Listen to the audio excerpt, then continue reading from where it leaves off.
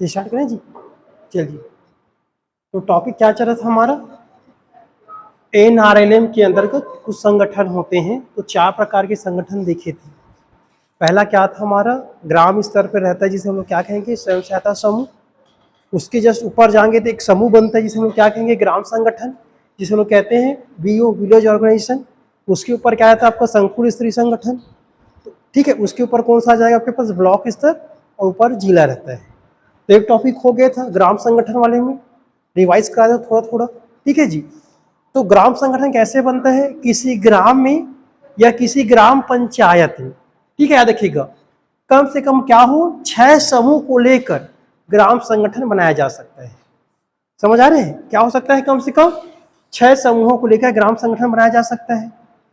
लेकिन समूह को, जो ग्राम संगठन है, उनको निरंतरता प्रदान करना हो, उस कंडीशन में क्या चाहिए? 15 से लेकर 20 तक क्या चाहिए रहता है आपको? समूह चाहिए रहता है। ठीक है। और किसी ग्राम में मान लिया 30 से ज्यादा समूह हो जाता है, तब क्या कहता है? 15-15 को मिलाकर 2 हम लोग क्या बना सकते हैं? ग्राम संगठन या VO बना सकते हैं। अब ये बन गया था, याद रखिएगा। करता क्या है? तो स्वयं सहायता जो ग्राम में रहता है, जो स्वयं सहायता समूह है, उनके सामाजिक मुद्दा हो गया, उनको दूर करने में सहायता करता है, लोगों को ऋण देने में सहायता करता है। इनका उद्देश्य किसके? ग्राम संगठन का है। अब ग्राम संगठन एक क्या होगा? सामान्य सभा। ठीक है। तो ग्राम संगठन, ग्राम संगठन की सामान्य सभा में कौन सदस्य होते हैं? याद रखिएगा, इसके अंदर जितना भी समूह आएगा, ठीक है, जितना भी समूह है, मतलब 6 समूह को लेके बना रहा है या 15 समूह को लेके बना रहे हैं, समूह में जितने भी सदस्य होंगे, मतलब समूह के सदस्य क्या कहलाते हैं? समूह के सदस्य क्या कहलाएंगे? सामान्य सभा कहलाते हैं। ठीक है जी, पहले क्लियर है। अब कार्यकारिणी समिति क्या होगा? हर समूह में 3 पदाधिकारी होते हैं, एक अध्यक्ष, सचिव, कोषाध्यक्ष। तो कार्यकारिणी समिति ये कहता है, ग्राम संगठन का कार्यकारिणी समिति में हर समूह के अध्यक्ष, ठीक है, और सचिव को मिलाकर क्या बनेगा जी? कार्यकारिणी समिति, जो ग्राम संगठन के कार्य को निष्पादन करेंगे। ठीक है, याद रखिएगा। तो किसको बना के? अध्यक्ष, सचिव, कोषाध्यक्ष हट जाता है क्योंकि केवल समूह का रहता है, याद रखिएगा। अब इसी कार्यकारिणी समिति से हम लोग क्या बनाते हैं? इस ग्राम संगठन के पदाधिकारी 5 लोगों निकल के आएगा, अध्यक्ष, उपाध्यक्ष, सचिव, क्या हो जाएगा? उप सचिव, और कोषाध्यक्ष। ये आ गया। इसके पश्चात अगला क्या देखें? सक्रिय महिला चाहिए। तो सक्रिय महिला की संख्या कितनी होती है? 2। तो सक्रिय महिला कौन होंगी? किसी ग्राम के समूह में ऐसी महिला जो सक्रिय हो और समाज सुधार करने कार्य करती हो, ऐसी को क्या माना जाएगा? सक्रिय महिला माना जाता है। ठीक है। जिनको मासिक वेतन दिया जाता है, कितना जी? 3000 रुपए। कौन देगा? ग्राम संगठन। उसके बाद अगला हम लोग क्या देखे हैं? ग्राम सहायिका संगठन। ठीक है। अब ग्राम सहायिका संगठन होता क्या, याद रखिएगा। तो हर समूह में क्या होता है? पुस्तक संचालक, बुक कीपर कहते हैं, पुस्तक संचालन, याद रखिएगा। तो हर समूह में क्या होता है? पुस्तक संचालक। तो जितना समूह है, उस जो पुस्तक संचालक, उनमें किसी एक को क्या बनाते हैं?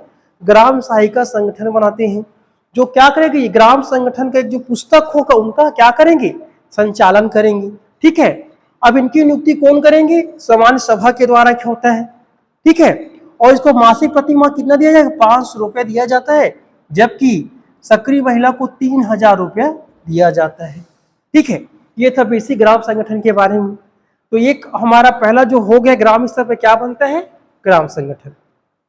अब अगला आता है जिसे हम लोग कहते हैं संकुल स्तरीय। ठीक है जी, संकुल स्तरीय संगठन। समझिएगा, संकुल स्तरीय संगठन जिसे कहते हैं CLF, cluster level federation. Cluster level federation याद रखिएगा। अब जो क्लस्टर लेवल फेडरेशन है, याद रखिएगा, ये किससे बनेगा? तो याद रखिएगा, संकुल स्तरीय संगठन है या CLF जो होता है, ये बनता है ग्राम संगठन को, ग्राम संगठन से। तो समझिएगा, कितना ग्राम संगठन चाहिए रहता है? कम से कम 10 ग्राम संगठन को मिलाकर ये क्या बनेगा जी? संकुल स्तरीय संगठन बनेगा। अब इस संकुल स्तरीय संगठन का कार्य क्या होगा? इस संकुल स्तरीय संगठन का कार्य होता है कि जितने भी हमारा जो स्वयं सहायता समूह होता है, उनको जीविका पार्जन हेतु क्या देना जी? वित्तीय सहायता प्रदान कराना। ठीक है, तो ये उद्देश्य हो जाएगा। अब इस ग्राम संगठन में याद रखिएगा तो कितने मतलब 10 ग्राम संगठन को मिलाकर क्या बनता है हमारा संकुल स्त्री संगठन बन जाता है। अब संकुल स्त्री संगठन की भी क्या होगा सामान्य सभा होगा कि नहीं होगा जी बताइए, सामान्य सभा होगा इसका भी। तो याद रखिएगा इस ग्राम संगठन में कितने हैं 10, मतलब ये कह सकते हैं 10 हमारा क्या है ग्राम संगठन है। तो 10 ग्राम संगठन में कितने भी समूह रहे, समूह के सभी सदस्य क्या बन जाएंगे, समूह के सभी सदस्य क्या हो जाएगा सामान्य सभा के मेंबर कहा जाता है। ठीक है, इसके बाद इसमें भी क्या आ जाएगा इनके कार्य करने की एक समिति रहता है जिसे कहते हैं कार्यकारिणी समिति, कार्यकारिणी समिति। अब याद रखिएगा इस कार्यकारिणी समिति में समूह होगा, हर समूह एक अध्यक्ष होगा और एक सचिव होगा, वो सब मिलकर क्या फिर बन जाएगा कार्यकारिणी समिति बन जाएगा, बनेगा जी याद रखिएगा। अब इस कार्यकारिणी समिति अगला क्या चूज करेंगे पदाधिकारी, पदाधिकारी। अब जो पदाधिकारी होंगे याद रखिएगा इस कार्यकारिणी समिति में से 5 लोगों को क्या बनाएगा पदाधिकारी बनेगा, जिसमें से एक क्या होगा अध्यक्ष होगा, दूसरा क्या होगा उपाध्यक्ष, ठीक है, तीसरा क्या होगा बताइए कोषाध्यक्ष, चौथा क्या होगा सचिव और पांचवा क्या होगा उप सचिव। अच्छा कई जगह आपको सचिव को मंत्री बोलते हैं ना तो मंत्री भी माना जाता है, सचिव बोले मंत्री दोनों एक ही है याद रखिएगा। ठीक है, तो ये जो होते हैं कार्यकारिणी समिति पदाधिकारी ये 5 लोगों से क्या चलेगा जी जो संकुल से संगठन बना है उनका कार्यवाही चलेगा। ठीक है, अब समझिएगा सामान्य सभा की बैठक होना अनिवार्य है। हम ग्राम संगठन की भी बैठक देखे थे, तो ग्राम संगठन ये कहता है कि प्रत्येक 3 माह या 6 माही में क्या करेंगे बैठक करना होगा, और ये बोलता है प्रत्येक तिमाही में क्या होगा बैठक। याद रखिएगा यहां पे कैसा था त्रिमाही भी हो सकता है 6 माही भी हो सकता है, लेकिन ये सामान्य सभा पहले से बोल रहा है भैया क्या होगा जी प्रत्येक तिमाही में आपका इस संकुल संगठन एक बैठक होना जरूरी है। इस बैठक में सभी 10 ग्राम संगठन के लोग आएंगे। मान लीजिए एक ग्राम संगठन में 10 क्या बना आपके स्वयं सहायता समूह है तो 100 स्वयं सहायता समूह कैसे आ जाएंगे जी प्रत्येक तिमाही बैठक में।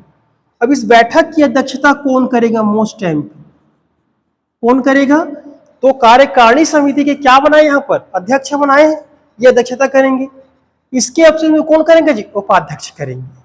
अगर पूछे आपको जो अध्यक्ष का मतलब जो बैठक होगा किसका बैठक संकुल संगठन का जो बैठक होता है सामान्य सभा उनका संचालन कौन करता है, चाहे ग्राम संगठन की बात करूं संचालन कौन करेगा हमेशा सचिव करेंगे याद रखिएगा।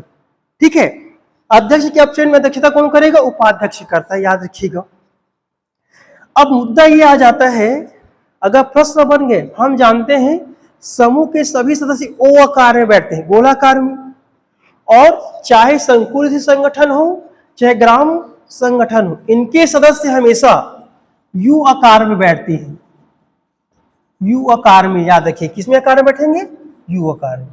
ठीक है, समूह केवल गोल आकार अंडाकार में बैठेगा और बाकी जो भी आपका संगठन आ जाए कहीं भी संगठन ले जाइएगा हमेशा कैसे बैठते हैं यू आकार में।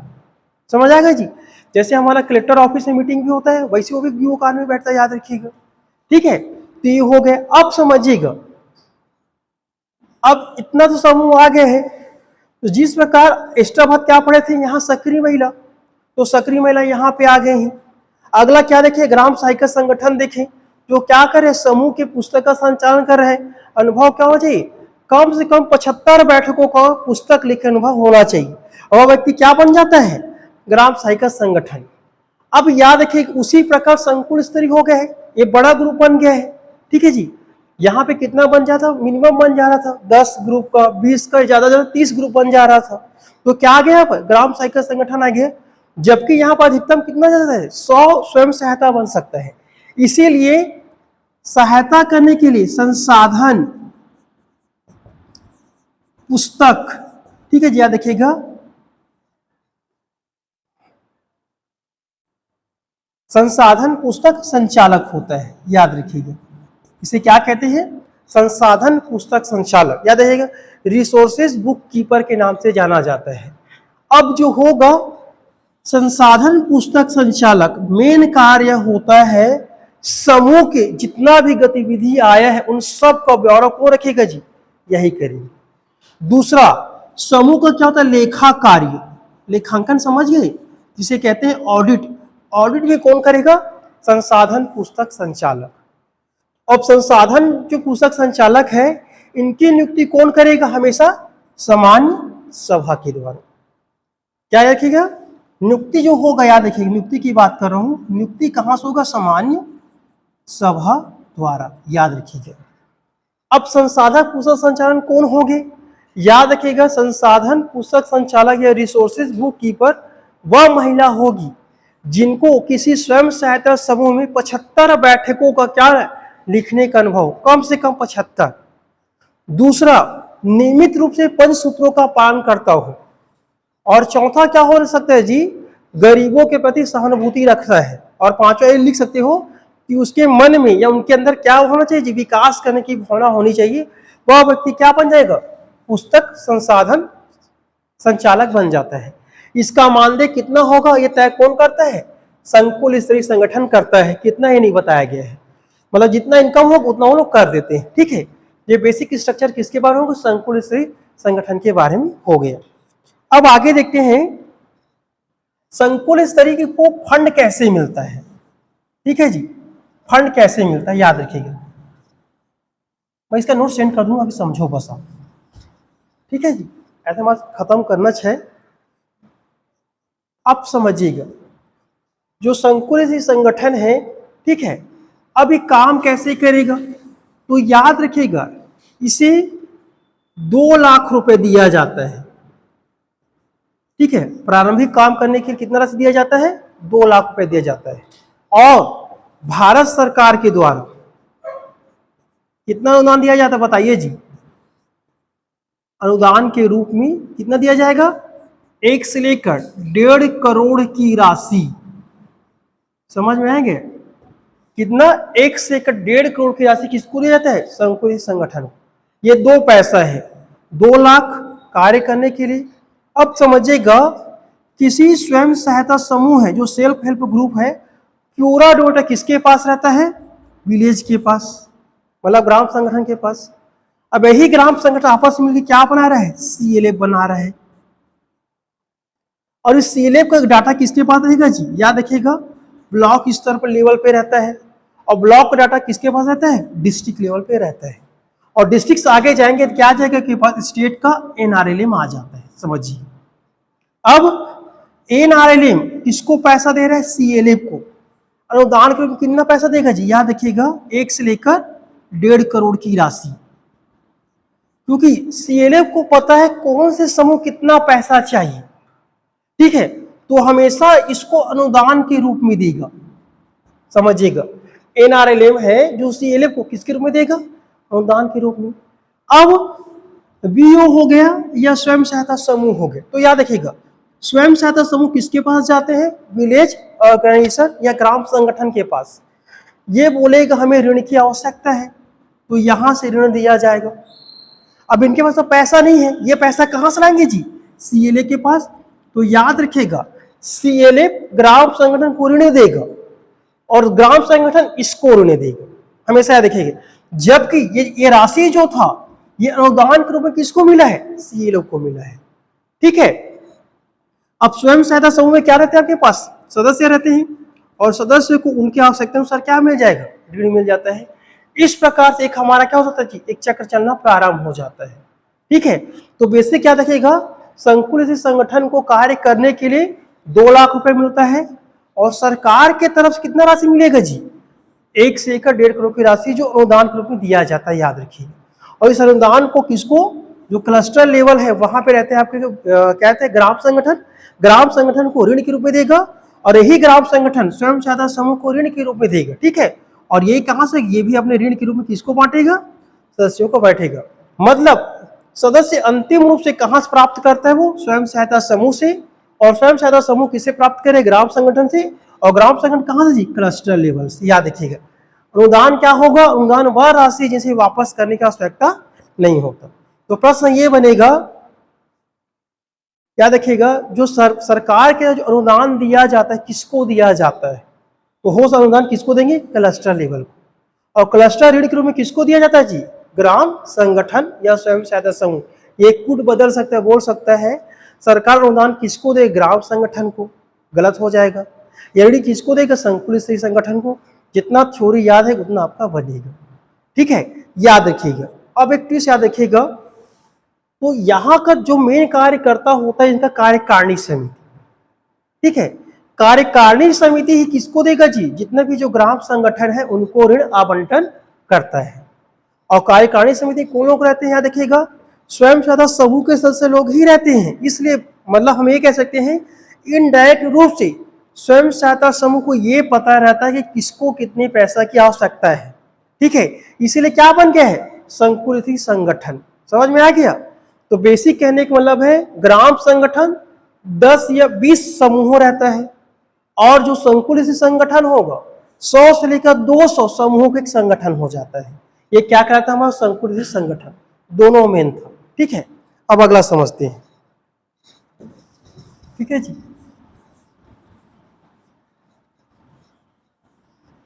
अब ध्यान दीजिएगा, अब अगला क्या करते हैं? ब्लॉक संगठन। ब्लॉक संगठन समझिएगा, ब्लॉक ऑर्गेनाइजेशन, ठीक है। जो ब्लॉक संगठन है याद रखिएगा 4 CLF, मतलब कहने का मतलब है कि 4 संकुल स्त्री संगठन को मिलाकर एक क्या बनेगा जी? ब्लॉक संगठन। 4 क्या बनेगा? ब्लॉक संगठन, हमेशा याद रखिएगा। तो ब्लॉक संगठन की स्थापना कितने में किया जाएगा? 4 संकुल स्त्री संगठन को लेकर एक ब्लॉक स्त्री संगठन किया जाता है। अब याद रखिएगा ब्लॉक संगठन का एक ही कार्य है, ठीक है, आजीविका संबंधित CLF को क्या देना जी? प्रशिक्षण दिया जाता है। कैसे समूह को आगे बढ़ाया जाए, पूरा प्रशिक्षण कहां से किया जाता है? ब्लॉक संगठन के माध्यम से, ठीक है। तो याद रखिएगा प्रशिक्षण देने कार्य कौन करता है? ब्लॉक संगठन का, ठीक है। अब याद रखिएगा, इतना बस जानना आपके लिए ब्लॉक संगठन क्या होता है। तो याद रखिएगा यदि किसी ग्राम मतलब 4 संकुल संगठन को मिलाकर एक ब्लॉक संगठन बन जाता है। अब ब्लॉक संगठन नीचे क्या आता है अपने? हमारा जिला संगठन। अगला क्या आ जाएगा? जिला संगठन। तो ध्यान रखिएगा जिला संगठन क्या कहता है? जिला के अधीन जितने भी विकास खंड आता हो, क्या बोल रहे हैं? जिला के अधीन, जिला के अधीन जितने भी विकास खंड हो को मिलाकर क्या बन जाएगा जी? जिला संगठन। समझ आ रहे हैं? मतलब बलौदा बाजार में कितना ब्लॉक है? 4 है, चारों को मिला दीजिएगा एक क्या बन जाएगा? जिला संगठन। लेकिन कंडीशन ये कहा दिया है यदि किसी जिला में, ठीक है, 3 या 3 से कम विकास खंड हो। ये ध्यान दीजिए क्या बोलना चाह रहा है? किसी जिला में 3 या 3 से कम विकास खंड हो तो वहां याद रखिएगा ब्लॉक स्तरीय संगठन की स्थापना नहीं किया जाएगा, कि स्थापना ना करके किसका किया जाता है जी? जिला स्तर संगठन। ये मोस्ट टाइम पे ध्यान दीजिएगा, ये पॉइंट क्या बोलना चाह रहा है? यदि किसी जिला में 3 क्या होगा? विकास खंड है। समझिए कितना विकास खंड होगा? 3 विकास। जैसे हमारे 4 विकास खंड है, भाटापारा, बलौदा बाजार, कसडोल, पलारी। कुछ कारणों से पलारी अलग बन गया, पलारी एक अलग जिला आ गया, समझिए हो गया। कसडोल अलग हो गया, मान लीजिए कसडोल बड़ा है सबसे हमारे यहाँ, तो कसडोल को अलग बना दिया है। तो हम पर कितना हो गया? 3 हो गया है भाटापारा, एक दूसरा क्या हो जाएगा? बलौदा बाजार, तीसरा पलारी। तो यहाँ पर क्या हो गया? हमारा जो विकास खंड है 3 या 3 से कम हो गया। उस स्तर पर याद रखिएगा जो ब्लॉक संगठन है उनकी स्थापना हमारे बलौदा बाजार में नहीं होगा, डायरेक्ट क्या बन जाएगा, जिला संगठन। समझ आ गया है।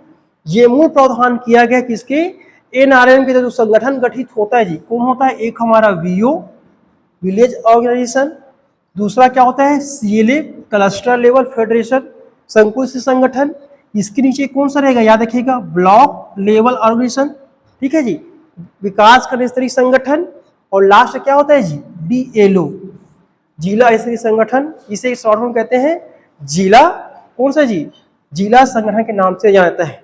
इतने के बारे में प्रावधान किसमें किया गया था, जो संगठन होता है एनआरएल में बताया गया है। कहने का मतलब समग्र विकास कौन करेगा जी, जिला संगठन। पूरा डेटा किसके पास है, जिला संगठन। जिला संगठन अपने डेटा किसको सौंपेगा, वो विकास खंड स्तर को, और विकास खंड किसको सौंपेगा जी, सीएलए। ठीक है, मतलब विकास का ऐसा पूरा प्लान किसके पास रहेगा, जिला संगठन के पास। ये प्रावधान किया गया है। यहाँ पे आपका कंप्लीट होता है स्वयं सहायता समूह बेसिक। ठीक है क्या, जितना मतलब बेसिक चीज है जो बार बार रिपीट हो जाए, जो संगठन में पढ़े पूरा यहाँ रिपीट होगा, उसे देख लीजिएगा, मैं बता दूं। ठीक है, अब समझते हैं अगला, मान लिया जाए यहाँ पर कंप्लीट हो जाता है। एक्स्ट्रा बात आपको बता रहा हूँ, यदि किसी समूह में 20 से ज्यादा मेंबर हो गए तब क्या होगा, वो जान लीजिएगा। ठीक है, तो समझिएगा जी, ये इस टॉपिक का अंतिम पॉइंट है, याद रखिएगा।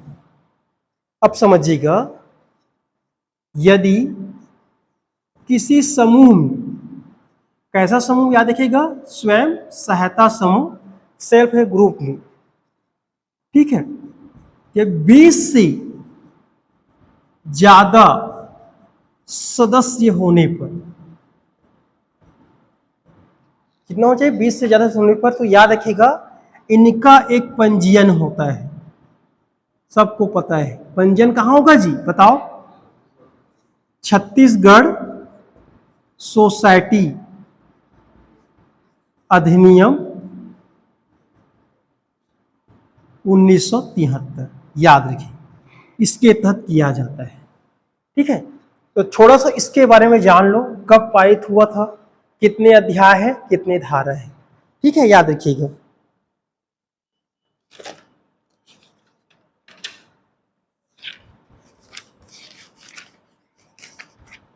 देखिए,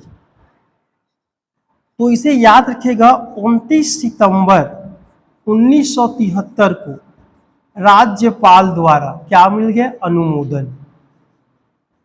कहने का मतलब है लागू कब से हो गए, 29 सितंबर 1973। तो याद रखिएगा हमारे 1973 में सीजी नहीं था, क्या था, एमपी था।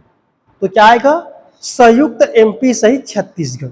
लागू कब हो गया, 29 सितंबर से। इस अधिनियम की अगर बात करें, इस अधिनियम में टोटल अध्याय बेसिक बता रहा हूं कि संख्या कितना है, 11। और जो अध्याय है, ये अध्याय जो है धारा 44 में बटा है। ये बेसिक जानकारी रख लीजिएगा बस। ठीक है, याद रखिएगा कितना, अध्याय 11 धारा 44 में बेसिक जानकारी होगी। अब समझिएगा, इस अधिनियम के तहत इसमें धारा 5 कहता है, धारा 5 कहता है पूरा पंजीयन के बारे में बताया है। तो समझिएगा शुल्क के बारे में थोड़ा जान लीजिएगा, शुल्क कितना लिया जाता है। शुल्क कौन सा शुल्क है जी, पंजीयन शुल्क। कौन शुल्क लिया जाता है, पंजीयन शुल्क के बारे में बता रहा हूं। मान लिया जाए मिश्रित समूह है, कौन सा समूह है, मिश्रित समूह। ठीक है, मिश्रित समूह कहने का मतलब है पुरुष और महिला को मिलाकर हमारा क्या बन गया है, स्वयं सहायता समूह बन जाता है। तो ऐसे समूह को पंजीयन के लिए 1500 रुपए की राशि दिया जाता है। कितना राशि दिया जाता है, 1500 रुपए। लेकिन केवल यदि महिलाओं का समूह है, महिलाओं का समूह है, उस स्थिति में 250 रुपया जमा किया जाता है। कितना, 250 रुपया। ठीक है, याद रखिएगा। तो पंजीयन शुल्क कितना, याद रखिएगा, यदि मिश्रित समूह है तो कितना राशि दिया जाएगा, 1500 रुपए की। यदि महिलाओं का समूह है तो केवल 250 रुपये देना पड़ेगा। अब समझिएगा, बीच में सदस्यता शुल्क कहने का मतलब है यदि बीच में सदस्य ऐड होना है उनके लिए 200 रुपए की राशि दिया जाता है। कितने रुपए के? 200 की राशि। और लेखा के लिए, जिसे हम लोग कहते हैं बैलेंस शीट चेक करने के लिए 200 रुपए की राशि दिया जाता है। ये फीस भी नियम याद रखिएगा। कितना कंडीशन? मिश्रित समूह हो तो 1500 रुपए की राशि, याद रखिएगा। महिला समूह है 250 रुपए की राशि, सदस्यता है तो 200 की राशि लेना है बीच में, मतलब ऐड होना हो तो, और लेखा कार्य के लिए 200 रुपए की राशि वहां पर जमा करना पड़ता है। ठीक है। अब मान लीजिए कोई कंपनी या कोई समूह इनके सदस्य क्या हो गए, पंजीकृत होके आ जाता है, तब क्या होगा? तो वहां बेसिक हम मेंबर्स होते हैं। यहां याद रखिएगा, आगे आगे देखते हैं ना। लिखो लिखो लिखो, चीज को काम आएगा, लिखिए।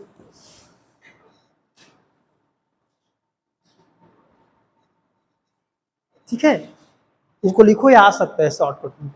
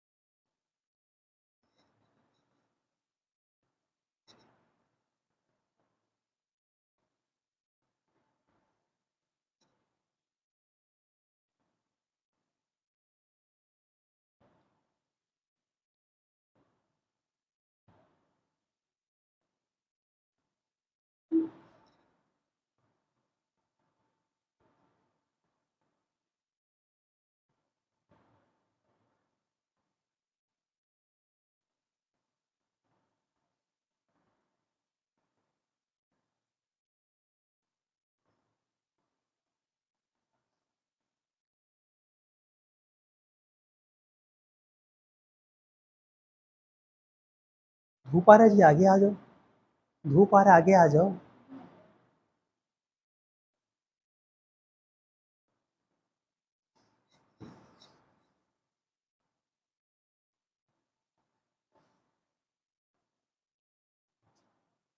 चलिए, हो गए क्या? बढ़े? ये तो हो गया होगा ना।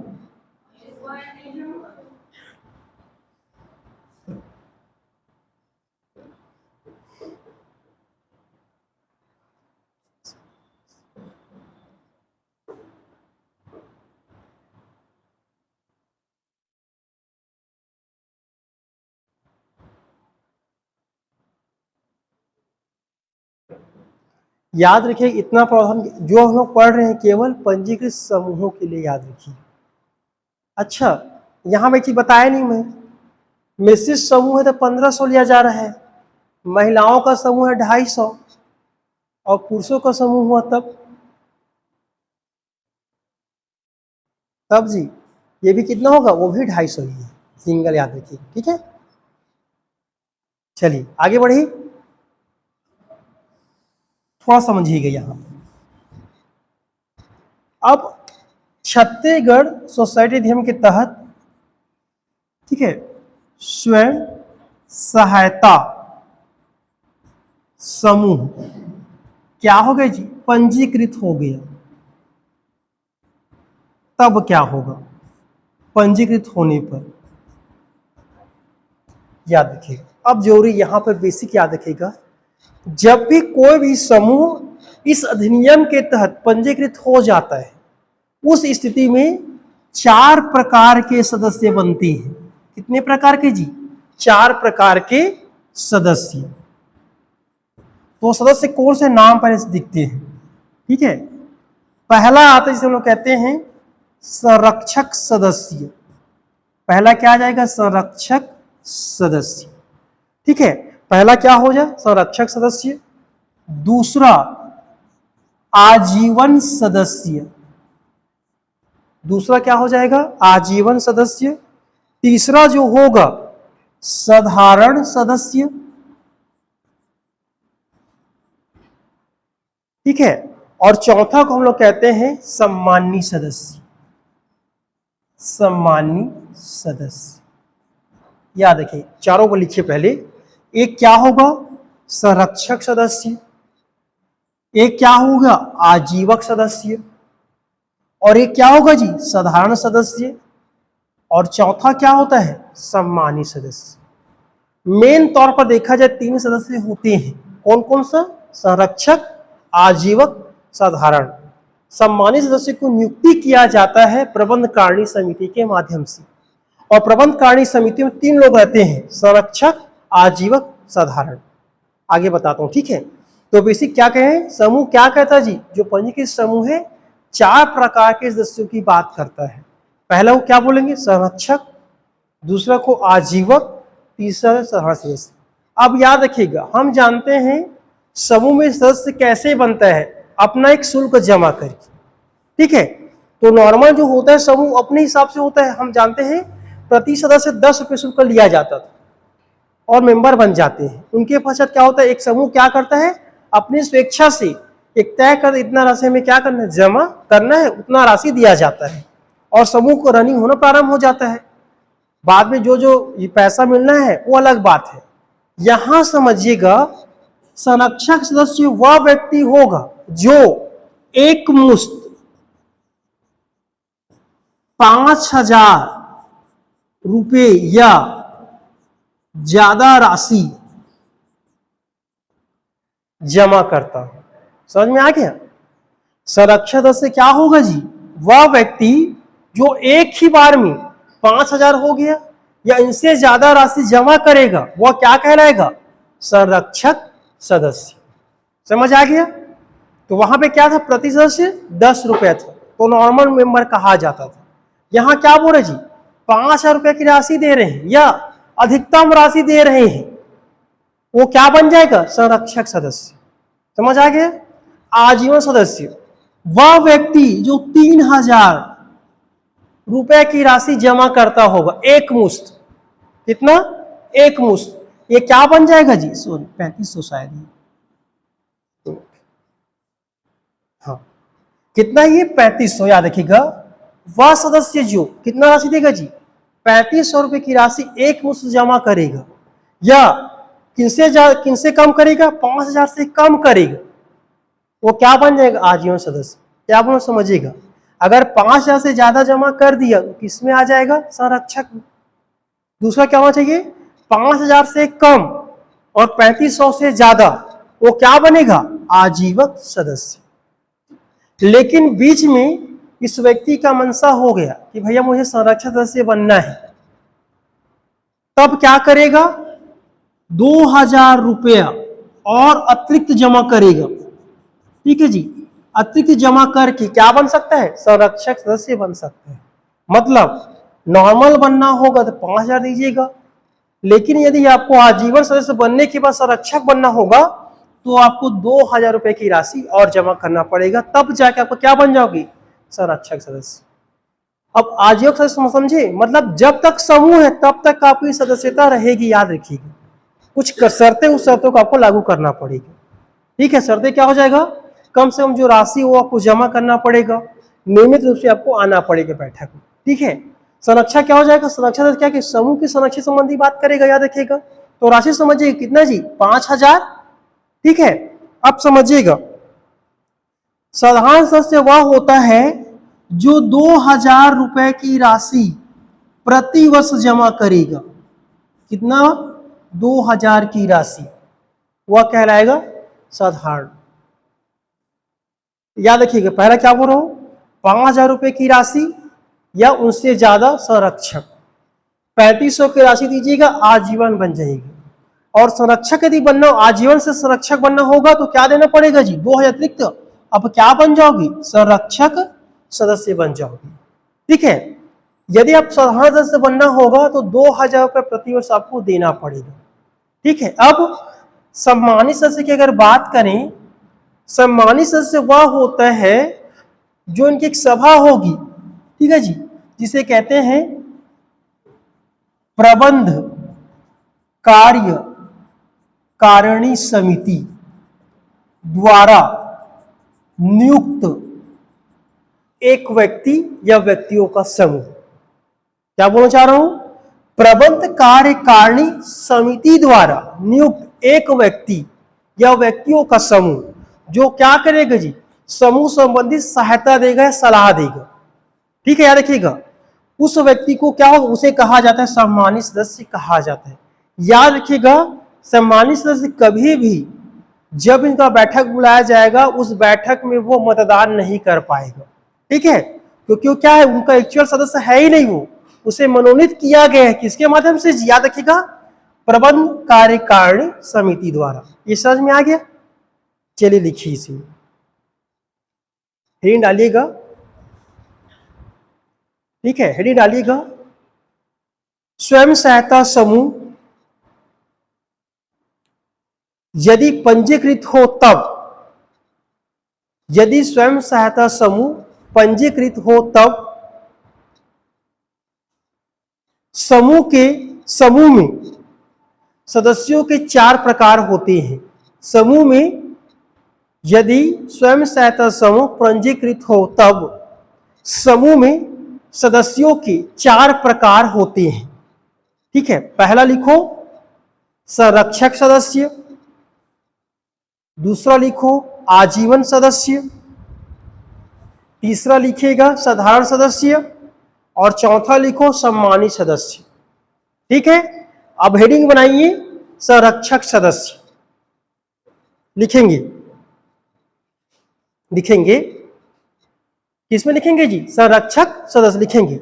समूह के गठन के समय जो व्यक्ति एकमुश्त, समूह के गठन के समय जो व्यक्ति एकमुश्त 5,000 रुपए या उनसे अधिक राशि, समूह के गठन के समय कोई व्यक्ति 5,000 रुपए या उनसे अधिक राशि देगा, क्या कहलाएगा जी? वह संरक्षण सदस्य कहलाता है। क्लियर हुआ?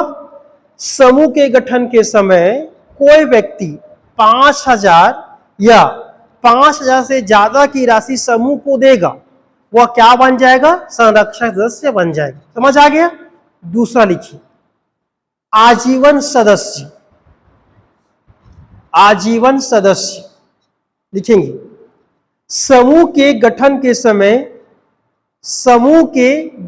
समय जो व्यक्ति 3,000 या समूह के गठन के समय 3,000 या 5,000 रुपए से कम राशि, हाँ सॉरी, हाँ यार 3500, हाँ समूह के गठन के समय 3,500 रुपए या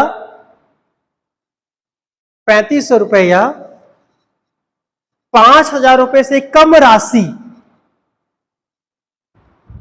देते हैं, वह समूह का आजीवन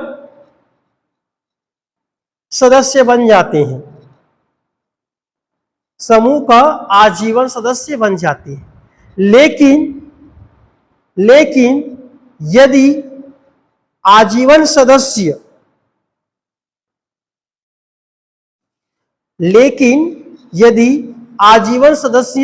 2,000 रुपए की अतिरिक्त राशि देकर 2,000 रुपए की अतिरिक्त राशि देकर, लेकिन यदि आजीवन सदस्य 2,000 रुपए की अतिरिक्त राशि देकर समूह की संरक्षक सदस्य बन सकता है, समूह की संरक्षक सदस्य बन सकता है। ये समझ आ गया जी? तीसरा लिखो साधारण सदस्य। लिखेंगे समूह के गठन के समय किसी व्यक्ति के द्वारा 200 रुपए वार्षिक चंदा, 2,000 रुपए वार्षिक चंदा, समूह के गठन के समय किसी व्यक्ति के द्वारा 2,000 रुपए वार्षिक समूह को चंदा के रूप में देगा, डोनेशन ना, वह साधारण सदस्य बन जाता है, साधारण सदस्य बन जाता है, और वह केवल उसी वर्ष के लिए होगा, और वह केवल उसी वर्ष के लिए होगा, और वह केवल उसी वर्ष के लिए होगा। ये समझ में आया जी? एक बार इधर ध्यान दो थोड़ा सा। संरक्षक सदस्य क्या कर, एक बार 5 रुपये दे दिए, वो अनलिमिटेड है, जब तक समूह है तब तक। आजीवन क्या बोल रहा है, आजीवन माना जाए कब तक, 3500 रुपए है, और अपने आप ऊपर प्रमोट करना चाहता हो क्या करना पड़ेगा, 2000 की अतिरिक्त राशि दे देगी। लेकिन साधारण सदस्य के बारे में ये है भैया, वो मेंबर तभी होगा, उसी वर्ष के माना जाएगा जब वो 2000 रुपए की प्रतिवर्ष राशि देते हैं। मान लीजिए कोई व्यक्ति था, वो इस वर्ष के लिए दिया है, इस वर्ष की क्या समूह को क्या बन जाएगा, साधारण सदस्य बन जाएगा। अगले वर्ष नहीं देगा, उनकी सदस्यता समाप्त हो जाएगा। ठीक है, दोबारा बनने के लिए फिर से 200 रुपए की राशि देना पड़ेगा, 2000 रुपए की राशि देना पड़ेगी, तब जाके क्या बनेगा, मेंबर बनेगा। लेकिन दोनों कंडीशन में ऐसा नहीं है, अगर ये दोनों राशि दे दी हो हमेशा के लिए आप बन जाते हो। यहां क्या कह रहे हैं, जब जब दोगे तब तब आप सदस्य होंगे। ठीक है, चौथा लिखिए, सम्मानित सदस्य लिखेंगे, समूह की प्रबंध कारिणी समिति द्वारा, समूह की प्रबंध कारिणी समिति द्वारा, समूह की प्रबंध कारिणी समिति द्वारा किसी व्यक्ति या व्यक्तियों के समूह को, समूह की प्रबंध कारिणी समिति के द्वारा किसी व्यक्ति या व्यक्तियों के समूह को उस समय उचित समझने पर, उस समय उचित समझने पर समूह में सम्मानित सदस्य के रूप में नियुक्त कर सकते हैं। उचित समझने पर समूह में सम्मानित सदस्य के रूप में नियुक्त कर सकते हैं। यह सम्मानित सदस्य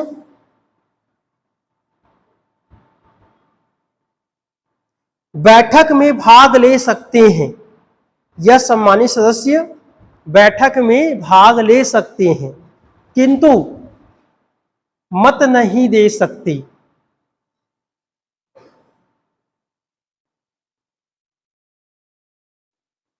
समझ में आ गया? कोई पूछे आपसे कि सम्मानित सदस्य मत क्यों नहीं दे पा रहे, बताइए रीजन क्या है, मत क्यों नहीं दे पा रहे हो, बताओ। हाँ, नहीं, राशि नहीं है, वो मेंबर ही नहीं है।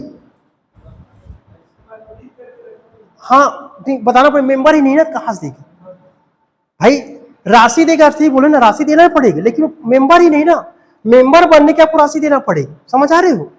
मेंबर होगा तभी तो देगा ना, नहीं है भाई, उसे क्या किया है, प्रबंध कारिणी समिति ने बोला भाई आप समूह में रह जाओ, आपको क्या विशेषज्ञ रहेगा वो, उसको नियुक्त कर दिया, आप सलाह दीजिए ऐसा कहकर, इसे मत नहीं देगा ना, याद रखिएगा। समझ आ गया? तो ये क्या हो आप समझिएगा, नोट करके लिखो, नोट करके लिखो। यदि साधारण सदस्य 6 माह तक, यदि साधारण सदस्य 6 माह तक चंदा नहीं देती, यदि साधारण सदस्य 6 माह तक चंदा नहीं देता और उसका कोई संतोषप्रद कारण न हो, और उसका संतोषप्रद कारण न हो, तो उनकी सदस्यता समाप्त हो जाएगी, तो उनकी सदस्यता समाप्त हो जाएगी।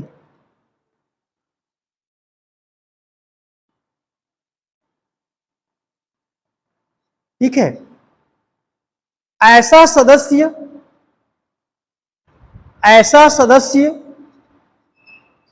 समूह का सदस्य बनने के लिए, ऐसा सदस्य समूह का सदस्य बनने के लिए फिर से आवेदन, ऐसा सदस्य समूह का सदस्य बनने के लिए आवेदन, ऐसा आवेदन पत्र एवं चंदे की राशि, ऐसा सदस्य सदस्य बनने के लिए आवेदन पत्र एवं चंदे की राशि पुनः समिति को देने पर सदस्य बन जाएगा, सदस्य बन जाएगा। ये समझ में आया? 4 चीज जी। क्या बोला चाह रहा है समझिएगा। साधारण सदस्य तय कर दिया गया है कि इसे 2000 प्रति वर्ष देना है, वो व्यक्ति क्या बन जाएगा? मेंबर। लेकिन इसके अतिरिक्त ये तो सदस्यता शुल्क है ना, ये क्या है आपका? सदस्यता शुल्क है। इसके अतिरिक्त आपको कुछ चंदा देना रहता है एक्स्ट्रा, 100 रुपए अपने हिसाब से। अगर आप 6 माह तक नहीं दे पाती और आप उसका उचित कारण नहीं बताते कि क्यों नहीं दे पा रहा हूं, ठीक है, यह कारण जो समिति संतुष्ट नहीं हो जाते, उस स्थिति में क्या हो जाएगी? आपकी सदस्यता समाप्त हो जाता है। ठीक है। यदि दोबारा वही सदस्य जिनकी सदस्यता समाप्त हुआ है दोबारा उसी समिति के सदस्य बनना चाहता है तो फिर से क्या देना पड़ेगा? आवेदन पत्र। किसको देंगे? समूह को। समूह में आगे आकर प्रबंध कार्य समिति को देंगे ना, याद रखिएगा। तो यदि याद रखिएगा समूह को देना पड़ेगा और चंदे की राशि भी देंगे, उस स्थिति में क्या माना जाएगा? फिर से वो क्या बन जाएगा? सदस्य बन जाएगा। ठीक है, ये तो हो गए समूह। अब लिखिए सदस्यता की समाप्ति। अगला टॉपिक दीजिएगा सदस्यता की समाप्ति कैसे होगा।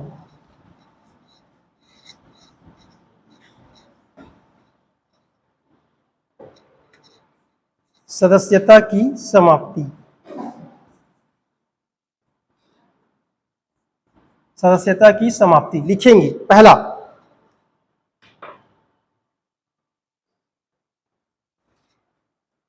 इच्छुक व्यक्ति सदस्य बनने के लिए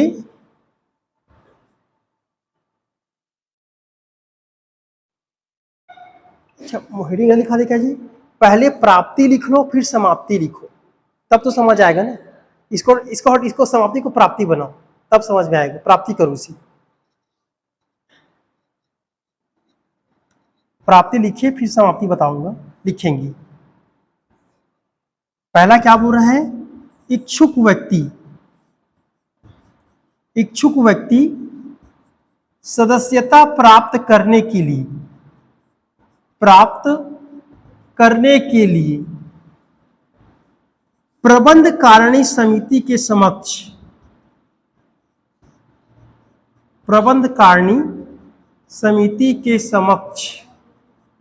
क्या देगा? आवेदन देगा।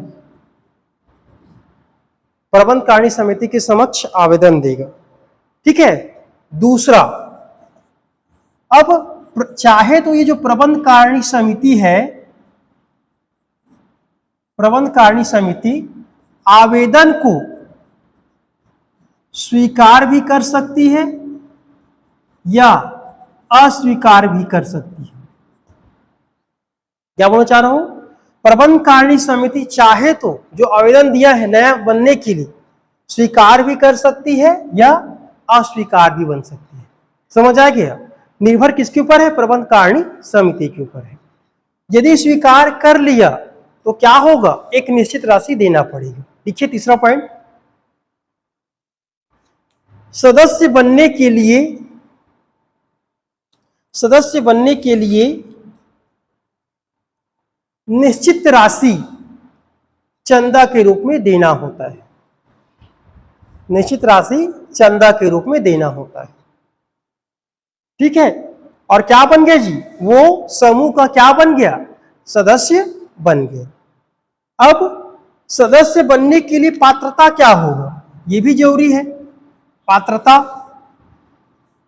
ठीक है जी। तो पहला, भारत का क्या हो? निवासी। ये पाकिस्तान का निवासी हो जाए, भारत का निवासी। दूसरा, मोस्ट एमपी 18 वर्ष से ज्यादा हो, 18 वर्ष से ज्यादा हो। ठीक है। तीसरा लिख लीजिएगा, समूह के उद्देश्यों की पालन करता हूं, समूह के उद्देश्यों की पालन करता हूं। और चौथा, सदचरित्र कहो, सदचरित्र कहो एवं मद्यपान करेगा कि नहीं करेगा? हाँ लिख लो, मद्यपान करता हो नहीं, ठीक है, मद्यपान नहीं आएगा भाई ना। सद मतलब उनका आचरण उत्तम होना चाहिए। उत्तम कहने का मतलब भैया उनके ऊपर किसी प्रकार का वाद प्रतिवाद ना हो। जैसे केस चलता है, क्रिमिनल केस हो गए या छेड़खानी वाला हो गया या महिला वाला, ऐसा मामला नहीं होगा। इसलिए क्या बोले, उत्तम चरित्र का होना चाहिए सद, ठीक है। और मद्यपान, यदि दारू पियोगे या शराब पियोगे, इसे बोल ना करता हो, वह ये पात्रता है, याद रखिए। अच्छा, पहल याद रखिएगा, मोस्ट एमपी मुद्दा बना है पहलग्राम।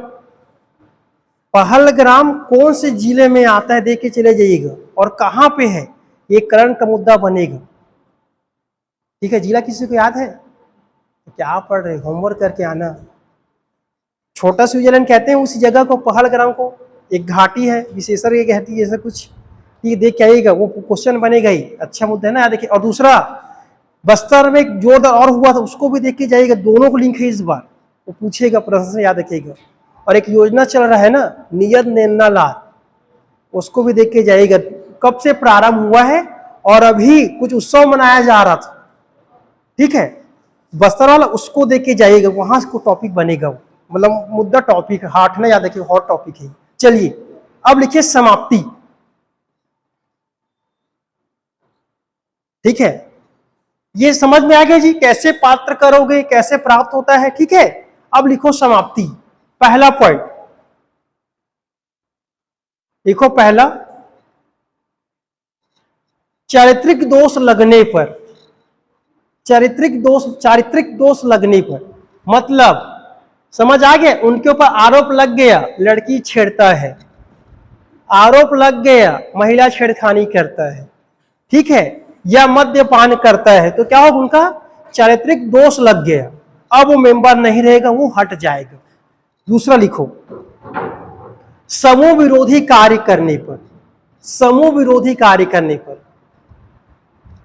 समूह बनाया गया था विकास करेंगे, समूह के लोगों को भड़का रहा है, तो क्या हो गया, समूह के विरोध कार्य कर रहा है, अध्यक्ष के खिलाफ कुछ बात हो रहा है, अध्यक्ष पूरा पैसा खा रहा है भैया, तो भड़काने वाला काम होगा, अगर प्रूफ हो जाता है तो क्या होगा, सदस्यता समाप्त। तीसरा लिखिएगा, नियमित चंदे की राशि नहीं देने पर, नियमित चंदे की राशि नहीं देने पर, नियमित चंदा समझ गए, जो तय किया गया है वो देना पड़ेगा। अगला, स्वेच्छा से त्याग पत्र देने पर, स्वेच्छा से त्याग पत्र देने पर, और लास्ट लिख लीजिएगा, यदि प्रबंध कार्यकारिणी समिति द्वारा, यदि प्रबंध कार्यकारिणी समिति द्वारा निकाले जाने का प्रस्ताव पारित कर दिया गया हो, यदि प्रबंध कारिणी समिति के द्वारा निकाले जाने का प्रस्ताव पारित कर दिया गया हो, ठीक है, ये हो गया सदस्यता का समाप्ति। अब दो चीज बच गया, एक और बताता हूं आपको। एक होता है प्रबंध कारिणी समिति, और उनका सामान्य सभा क्या होता है, बस, ठीक है, फिर ये टॉपिक आपका कंप्लीट हो जाएगा। तो समझते हैं, प्रबंध कारिणी समिति, प्रबंध कारिणी समिति। अब जो प्रबंध कारिणी समिति है, 3 समितियों से मिलकर बनेगा। पहला क्या आ जाएगा जी, संरक्षक, दूसरा क्या आ जाएगा, आजीवन, और तीसरा क्या आ जाएगा बताओ, साधारण, ठीक है। तो साधारण सदस्यों को मिलाकर, ठीक है, क्या बनेगा जी, मेंबर। समझ आ गया, ये 3 मेंबर होते हैं, ये तीनों क्या कहलाएगा, इसके प्रबंध कारिणी समिति के सदस्य, ठीक है, तीनों क्या कहलाते हैं, प्रबंध कारिणी समिति। अब ये जो समिति है, याद रखिएगा, जो इसका कार्यवाही संचालन करने के लिए अपने बीच से किसकी नियुक्ति करेंगे? पदाधिकारी। किसकी नियुक्ति करेंगे? पदाधिकारी। तो 5 प्रकार के पदाधिकारी, ठीक है। पहला क्या हो जाएगा? क्या होगा जी? अध्यक्ष। दूसरा क्या हो जाएगा? उपाध्यक्ष। तीसरा क्या हो जाएगा? सचिव। और चौथा क्या हो जाएगा? उप सचिव। याद रखिए, सचिव को कई जगह मंत्री भी बोलते हैं ना, याद रखिए, घबराइएगा बस, मंत्री मतलब सचिव, ठीक है। और 5वां क्या हो जाएगा? कोषाध्यक्ष। ये क्या हो जाएगा जी? ये समूह के पदाधिकारी है। और यदि ये समूह के पदाधिकारी द्वारा बैंक का क्या किया जाता है? संचालन किया जाता है। बैंक का क्या करेंगे जी? संचालन। तो संचालन में 3 व्यक्ति लगेगा। एक को क्या कहेंगे? अध्यक्ष। दूसरे क्या बोलेंगे? सचिव। और तीसरे क्या बोलेंगे जी? कोषाध्यक्ष, ठीक है। तीनों में से किन्हीं 2 का क्या चाहिए? हस्ताक्षर चाहिए, संयुक्त हस्ताक्षर। फिर क्या कहें? पैसा निकाल सकते हैं। और खाता खोलने के लिए दोनों का चाहिए, तीनों के लगता है, याद रखिए, ठीक है। पहले भी हम लोग पढ़ चुके हैं, ये समझ आ गया। तो ये क्या है? समूह का प्रबंध कार्य समिति बन गया। अब समझिएगा जी, प्रबंध कार्य समिति के द्वारा ही क्या कहता है? सामान्य सभा बुलाया जाता है, ठीक है। अब हेडिंग डालिएगा, सामान्य सभा। लास्ट टॉपिक है ये, लिखिए सामान्य सभा, ठीक है। सामान्य सभा तो लिखिएगा, बैठक वर्ष में कम से कम एक बार बुलाना अनिवार्य है। बैठक वर्ष में कम से कम एक बार बुलाना अनिवार्य, अंडरलाइन कर लीजिएगा उसे। वर्ष में कम से कम कितने बार जी? एक बार। अधिकतम कितनों बार बुलावा, उससे मतलब नहीं है, लेकिन कम से कम सामान्य सभा कौन बुलाएगा? प्रबंध कारिणी समिति। और कौन से महीने में? दिसंबर माह में। लिखो, दिसंबर माह में। तो क्या बोला चाह रहा हूं मैं? प्रबंध कारिणी समिति अपना सभा बुलाता है साल में एक बार। वो कौन सा महीना है? दिसंबर। लिखेंगे, सभा की सूचना सदस्यों को, सभा की सूचना सदस्यों को 15 दिन पूर्व दिया जाता है। कितना दिन पूर्व जी? 15 दिन। याद रखिएगा, किनको? संरक्षक आजीवक साधारण, ठीक है। कितना दिन देंगे? पहले 15 दिन पूर्व दिया जाता है। क्लियर है? अब यहां पर जो सामान्य सभा आ रहा है, गणपूर्ति, तो पहले समझिए दिसंबर माह में बुलाया जाता है, ठीक है जी। गणपूर्ति क्या होगा? याद रखिएगा, कुल सदस्यों का 3/5। कुल सदस्यों का 3/5 लिख लीजिए। गणपूर्ति 3 सदस्यों का, सॉरी, गणपूर्ति कुल सदस्यों का 3/5। याद रखिए, ये केवल किसके लिए है बताइए? ये प्रबंध कारिणी समिति किसके लिए है? पंजीकृत समूह के बारे में है। तो क्या होगा? 3/5।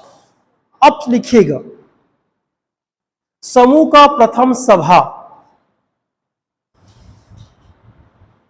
समूह का प्रथम सभा, समझिएगा, ये अनिवार्य तथ्य है। किसकी बात कर रहा हूं मैं? प्रथम सभा। तो याद रखिएगा, जब समूह का पंजीयन हो गया, समूह को क्या हो गया? पंजीयन हो गया। तो पंजीयन से 3 माह के भीतर, पंजीयन से 3 माह के भीतर क्या बुलाया जाएगा जी? सामान्य सभा। लिख लीजिए, क्या बोलना चाह रहा हूं? यदि ये कंडीशन याद रखिएगा, यदि पंजीयन किसी समूह का हो गया है, आज हुआ है, आज से लेकर 90 दिवस के भीतर क्या बुलाएंगे? सामान्य सभा बुलाया जाएगा। जब हो जाता है तब याद रखिए, ठीक है। तो क्या बोलना चाह रहा हूं? पंजीयन के 3 माह के भीतर प्रथम बैठक समूह बुलाते हैं। इतना याद रखना है सामान्य सभा के बारे में, ठीक है।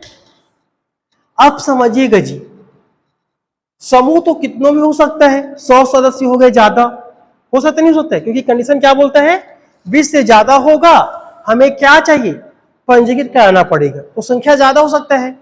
मान लीजिए 100 हो गया है, 100 लोग हो गए हैं, तो जानते हैं कि सामान्य सभा एक बार बुलाया जाता है, लेकिन विशेष बैठक कब बुलाया जाए, लिखिए विशेष बैठक। अगला लिखेंगे विशेष बैठक, हेडिंग क्या ला, विशेष बैठक लिखेंगे। समूह के कुल सदस्यों के द्वारा, समूह के कुल सदस्यों के द्वारा 2/3 सदस्य, समूह के कुल सदस्यों की 2/3 सदस्य द्वारा मांग किए जाने पर, समूह के कुल सदस्यों की 2/3 सदस्यों द्वारा मांग किए जाने पर साधारण सभा की विशेष बैठक आयोजित की जाएगी।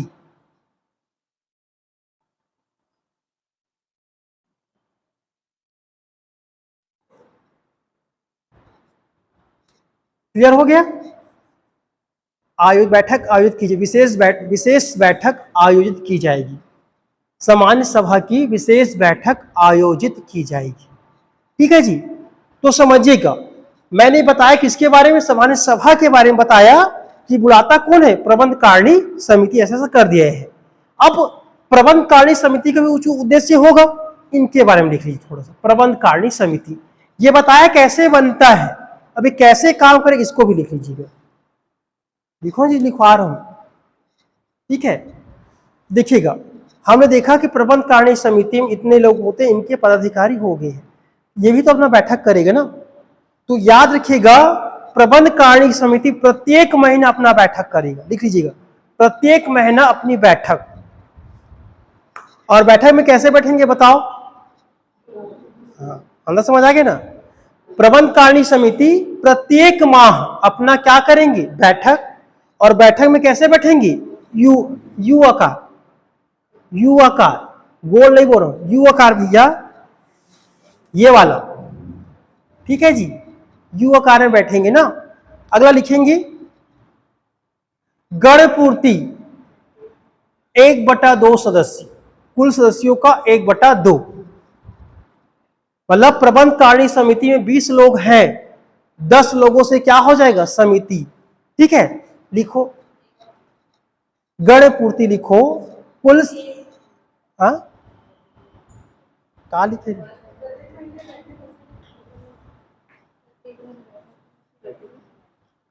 लिखो प्रत्येक माह अपना बैठक आयोजित कराते हैं, प्रत्येक माह अपना बैठक आयोजित कराते हैं। ठीक है, गणपूर्ति लिखिए, गणपूर्ति, किसकी गणपूर्ति, हाँ कौन, किसका जी, कौन सी समिति का, हाँ वही पता चले, लिखो लिखो प्रबंध कारिणी समिति गणपूर्ति लिखोगी, कुल सदस्यों का 1/2 हो गया। 20 लोग हैं, कितना होगा, 10, अगर 40 लोग हैं तो 20। ठीक है, लिखेंगे सूचना कब देंगी, सूचना कब देंगी, सूचना समझिएगा, यदि आज प्रबंध कारिणी समिति अपनी बैठक बुला रहा है, ठीक है, तो अपने सदस्यों को 7 दिन पूर्व सूचना देता है।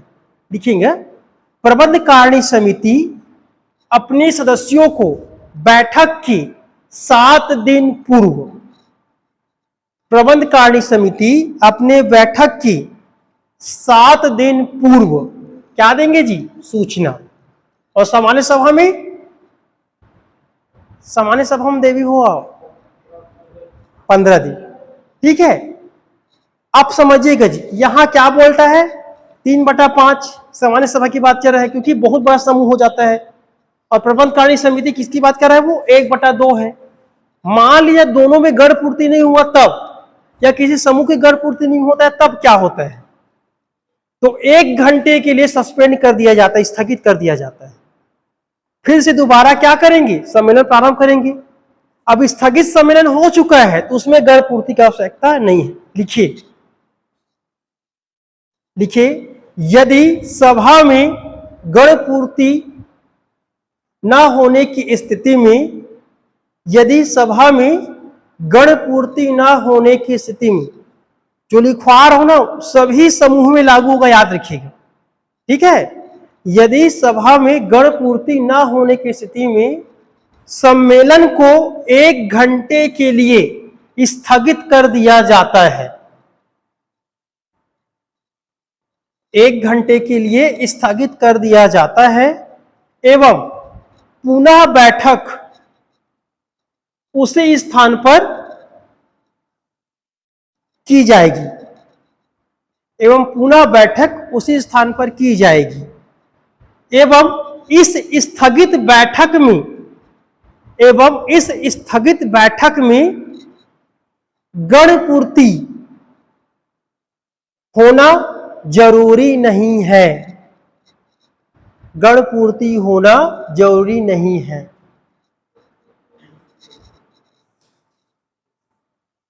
ठीक है, लिखो, प्रबंध कारिणी समिति का कार्यकाल 3 साल का होता है। Topic complete. प्रबंध कारिणी समिति का कार्यकाल, प्रबंध कारिणी समिति का कार्यकाल 3 साल का होता है।